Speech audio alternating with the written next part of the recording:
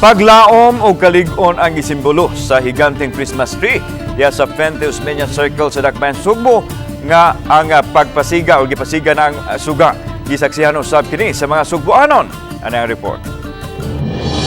In 3, 2, 1!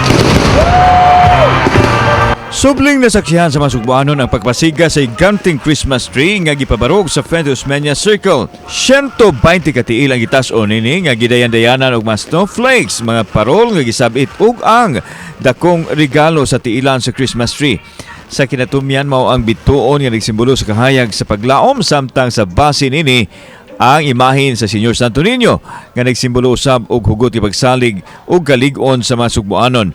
Kini human makabangon gikan sa Super Typhoon Odette niadtong Disyembre sa niaging tuig din usa sa nahagba ang higanteng Christmas tree.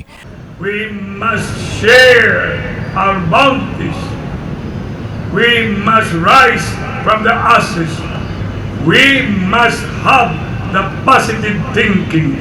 Samtang dili matukib ang gibating kalipay sa mga Sugboanon nga nasaksihan ang kahayag sa paglaom pinaagi sa suga sa Christmas tree human sa duha ka tuig nga nakasinati og pagsulay sa pandemya o sa bagyong Odette. Maayong tagi na dyan mo balik ng Odette kay parang magmalipay na itong Pasko bagong tuig.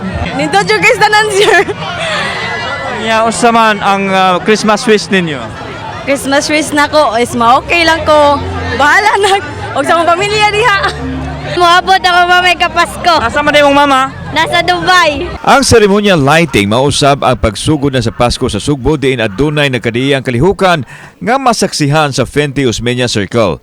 Gipaila-ila usab kagabi ang mga kandidata sa Miss Cebu. Ang kalihukan gitampungan sa first couple sa Dakbayan sa Sugbo. Greetings of hope should reign in the heart of our fellow Cebuanos. And looking forward as we nurture it, peace, progress, and prosperity should be unexpected output. So mag-amping ta para kitang tanan magmalipayon sa atong Pasko o sa atong New Year. Merry Christmas! Merry Christmas sa tanan. Kauban si Cleofer Lumayag o Rod Prado, ako si Alan Domingo. Balitang Bisdak.